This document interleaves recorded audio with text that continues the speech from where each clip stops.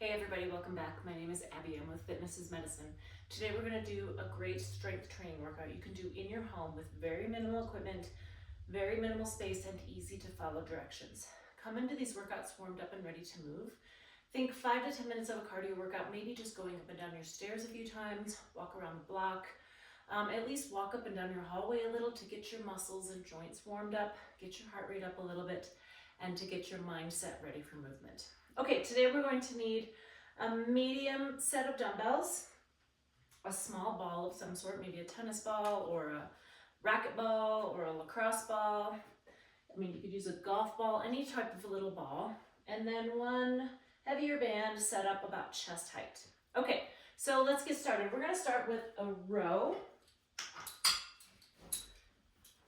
And what I want you to do is start with a good athletic stance. And what this is, shoulders down and back to start. My knees and my hips are bent and my tummy is tight. So what you want to think about is pulling on that band, driving your elbows towards the back of the room, controlling that band both directions, and then breathing. So take a breath before you start.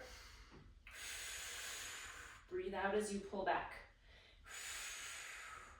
Now, if you have a hard time getting that down, it's okay. Just continue to breathe. Do not hold your breath. Also, think about squeezing those shoulder blades like you're squeezing a pencil between them. Remember to control that band both directions. If you need to make it heavier, you can step back a little bit. If you need to make it a little bit lighter, you can step forward. And one other thing to make it heavier is you can double up on the bands. Using bands at home, of course, isn't as heavy as equipment like at the gym, but you can still get as an effective workout by really focusing on the muscles and controlling your resistance. Okay, next we're going to do floor to stand. Now this can be really hard for people, but I think it's a really important aspect. Even if you have no problem getting up and down off the floor, it's a good workout and it's good to practice. So as we get older, you continue to have that skill. Okay, so what I want you to do is start off on your hands and knees. And then I want you to bring one foot forward. You can push up on this knee if you need to bring your weight back over your hips. So you want your center of gravity right over your hips. And then if you need to, you can hang on to something. So you can do this next to a bench or next to a sturdy chair, or next to something like this that isn't going to move, and then push up. Okay, let's try it again. Now switch. If you have something on one side, continue to do the opposite leg up so you have something both ways. You can press on that knee and you can use that sturdy furniture, coffee table, chair, something to help push you up. So stay on that side. Most importantly, remember, bring your torso up over your hips. And then you want this as a sturdy 90 degrees here, not here. So if you're standing here and then you're leaning forward, you could fall again, or at least catch your toe and almost fall. And we are wanting to do this safely.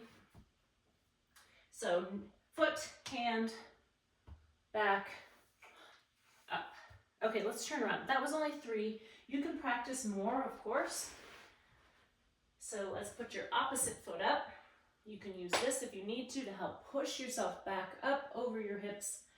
Remember, curve this toe under. You're standing up with both legs, not just this leg. So you're pushing up with both legs, just like you're coming up from like a lunge. Let's do 2 more on this side. Now, of course, if you can do it without hands, and if you can do it without hanging on, do that. Keep working on your strength. But remember, if you need to, you can also use this hand to help bring that foot forward. Use this and help push yourself up. Okay, let's practice it with no hands if you're able to safely. So if you're not comfortable doing floor to stands on your own, make sure somebody else is around so that you have that assistance, or you at least have that peace of mind knowing someone is there if you do happen to get into trouble.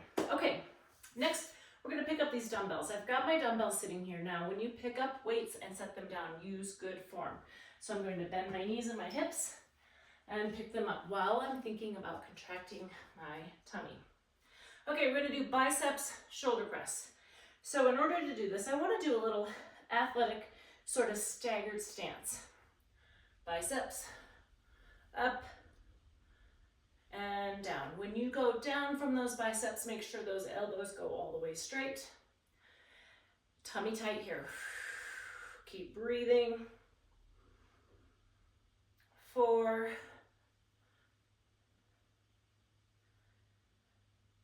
Remember let those elbows go all the way straight at the bottom here. They're getting a full range of motion for those biceps fibers. If you stop here, you don't get that end range of strength. So you want to have strength all the way through the full range of motion. Now I have my hands in like this. You're welcome to put your hands out like this and then turn and then go up. It doesn't matter. It's whatever feels best on your joints. And if either of them feel fine, you can mix it up. Either do one set this way and then one set this way. This requires fewer turns, fewer motions, fewer movements, and rest. Good. I recommend going through these 2 or 3 times so you can try each way. You know, maybe the second time through, try the other way, or you can kind of mix it up in the middle of the set, whatever you prefer. Okay, now we're going to lower to the floor again. We're going to do donkey kicks. So when you're on your hands and knees for exercises, you want to think about 3 things. Hands beneath your shoulders, knees beneath your hips, and your neck in a good neutral position. So you just want to be looking straight down at the floor. Not up like this, I'm putting some strain on my neck, or like this. Just a straight spine all the way through your cervical vertebrae. Now we're gonna bring one leg up like this.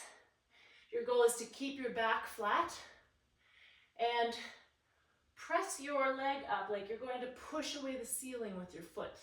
Now you're keeping your back flat, so you're not going way up here. It's a smaller range of motion than you might think. So we're really isolating those glutes.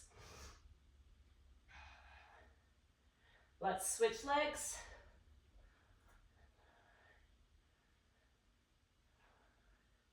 Keep that 90-degree bend. If you're not sure, maybe do a smaller range of motion. Because if you're going up like this, you're kind of twisting and getting some other muscles involved, and we really want to just focus on those glutes. Okay, now let's practice that floor to stand again. After you're down for a while, sometimes it's good to spend some time right here to make sure your blood pressure regulates, and then stand up. Okay, now I've got this little ball. It's just a lightweight ball. I'm gonna do a tandem stance, and we're just gonna do a little ball catches. Now, if you're working out with someone, you can play catch. The smaller you go to start, the easier it is. The bigger you go, the harder it is. So you can challenge yourself in your, I don't want to say comfort zone, I want to say on the edge of your comfort zone. So we want to be challenging that balance. If tandem stance feels okay, let's switch. You can put your other foot in front. Maybe the second time through, try a single leg stance.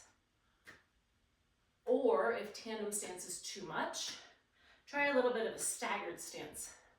Now, when doing exercises like this, I think it's really good to be close either to a wall or close to something like this where you can hang on, maybe right next to your kitchen counter so that while you're doing it, you can, kind of use that sturdy surface for balance so that you don't fall.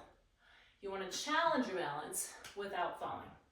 Okay, last one, we're going to lower to the floor and do some mountain climbers. So what this is a plank driving your knees in between your elbows.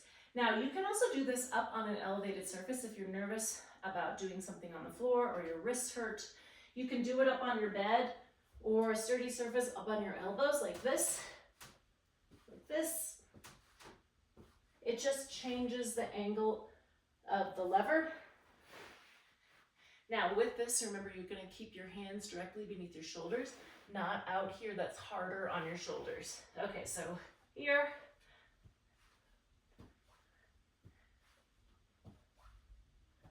Keep breathing, keep that neck in a good alignment with the rest of your spine. And keep breathing. 9 and 10. Okay, good. All right, as I said, try to go through these 1 or 2 more times. Add a little cardio in between to keep that heart rate up, and then at the very end, follow with a good cool down and stretch. If you have any questions or need any modifications, please feel free to reach out to me privately or leave a message in the comments below. Otherwise, have a great workout and we'll see you next time. Thanks, everybody.